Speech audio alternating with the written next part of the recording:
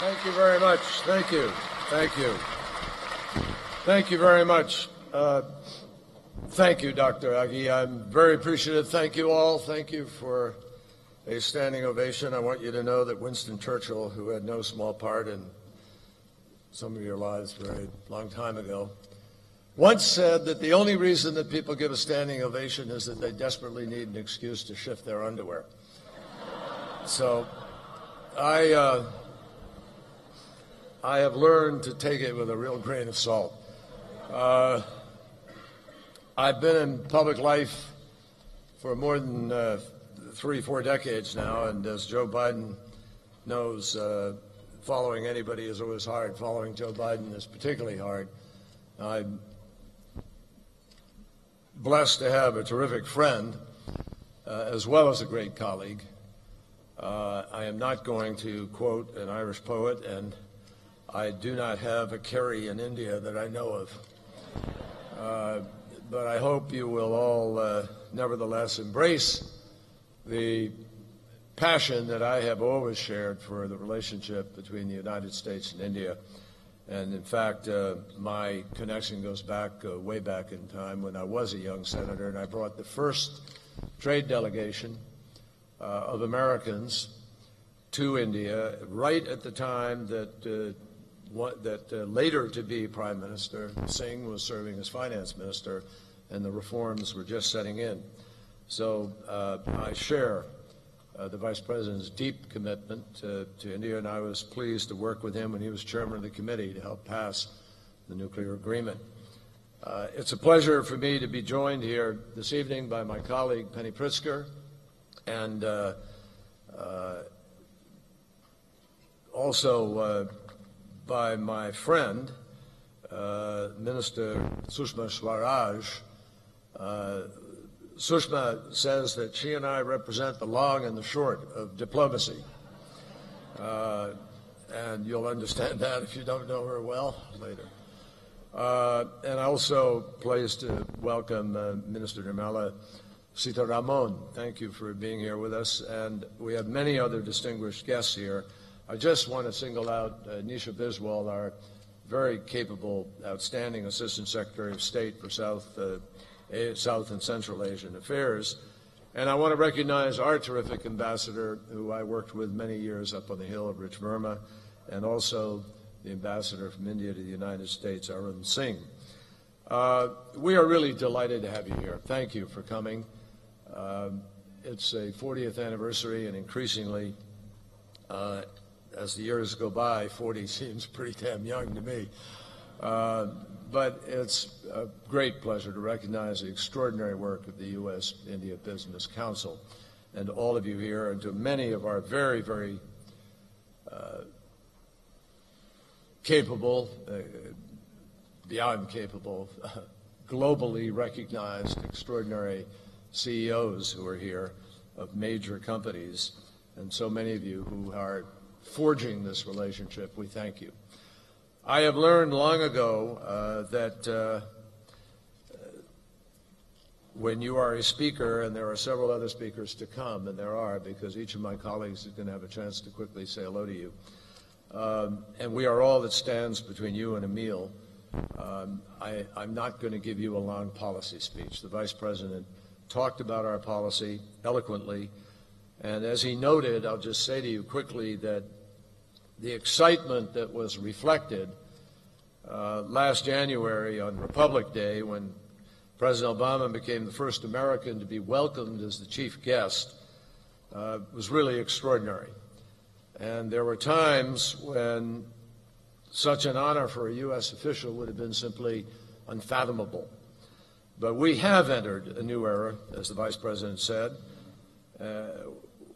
marked by a rapidly developing network of commercial ties, a deep well of affection that is growing between our two peoples, and a genuine warmth at the highest level.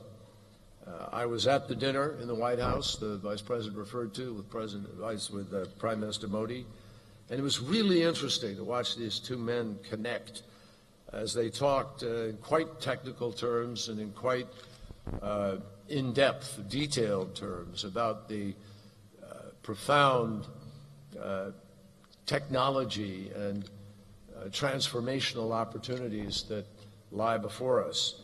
It was fun to watch, I will tell you. And needless to say, you know the world has changed when Diwali is brought into the White House and the President and First Lady dance with children in Mumbai. Something obviously is happening. Now, I personally felt that when I was at the Vibrant Gujarat meeting, the summit earlier this year.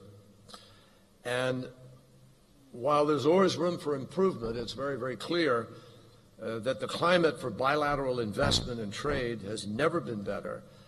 And that is true in everything from clean energy to aerospace to financial services and movies, where obviously Hollywood and Bollywood reign supreme.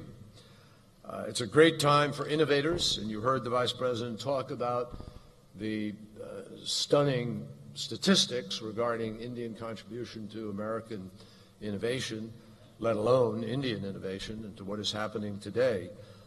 But the only thing I want to spend a moment on, if I can, and I want to reinforce what the Vice President said on a topic that I've spent 25 years being involved in, and that is this great challenge of climate change. I want to express support for Prime Minister Modi's plan to help India's economy become more reliant on renewable sources of power. And it is absolutely critical in the end on pure economic terms.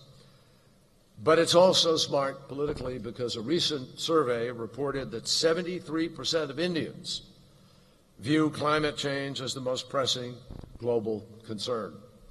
And as you know, I went to China 2 years ago. We negotiated an agreement, which ultimately the President and President Xi were able to announce last year in Beijing, where China came to the table, a developing country that was opposed to what we were working on in Copenhagen, but had come around to understand it was vital to respond on this issue, and they joined us in helping to set goals that we will go to Paris with this December in an effort to reach a global agreement. Now, for practical business people, let me just say to you, I come from Massachusetts. I had the privilege of representing MIT and Harvard and Boston University and about 140 other colleges and universities where there's an enormous innovative culture, as all of you know. The fact is that in that state, we are way ahead of a number of other places with respect to the understanding of this connection, because in the 1990s, the great wealth that was created in the United States of America, much of it came from there and then again from Silicon Valley, because it was the technology revolution of personal computers, of personal technology devices and communications that created the greatest wealth created in the United States since the 1920s, when we had no income tax. And during that period of time, we were exploiting a $1 trillion market that had 1 billion users. The energy market of today that is staring us in the face, waiting for people to grab onto, is a $6 trillion market with 4 to 5 billion users today, and it will rise to about 9 billion if the statistics are correct over the next 30 to 40 years. This is the mother of all markets.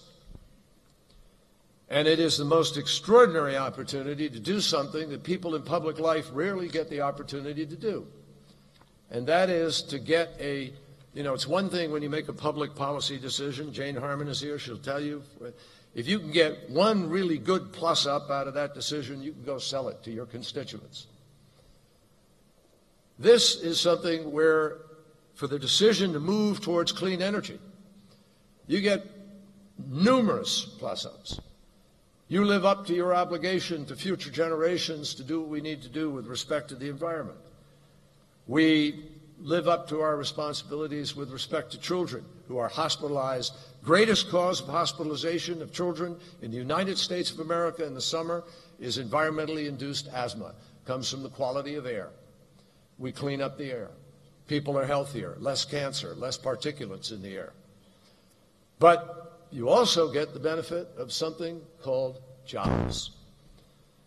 Millions of jobs waiting to be created in the process of the transition, which is transformative, to alternative, renewable, other sources of energy as we decarbonize over a period of time. And it will take a period of time for those countries that are dependent on oil production and gas production. It's not going to happen overnight. And you also gain security. There's a nation in the world, look at Europe, dependent on one source for gas, held hostage. Does that have an effect on Ukraine? You bet your boots it does. So the possibilities of all of these plus-ups of jobs, your economy, of growth, of making the world more secure, of moving to a new economy, of having independence with respect to energy. It's rare you get an opportunity to sell people that, but it's also very rare that you have to sell it in the context of a 500-year drought, 500-year floods, extraordinary fires demolishing massive areas of wood and communities, insurance rates going up, insurance payouts going up. If people really factored in the true accounting of global climate change costs, you'd have a very different balance sheet than the one that people operate with today. So I just close by saying to everybody here, the strategic and commercial dialogue that we are entering into tomorrow is one of the most important that we have with any country on the planet. We are the largest and oldest democracies. We are the countries of innovation and opportunity. We think alike. We believe in human rights and opportunity for people. We have incredible diversity in our countries and tolerance. We have an ability to be able to build this future. And I believe that, each of our countries this is really an historic mark and moment, because each of our countries came from the same colonial background. Each of our countries is ethnically and culturally diverse. And each is a laborer for peace, and each seeks a world in which the light of the human spirit overcomes darkness. And although differences of ideology have separated us in the past, and the Vice President referred to that a little bit, we are in the end, and I think that's what brings you here, the most natural of partners.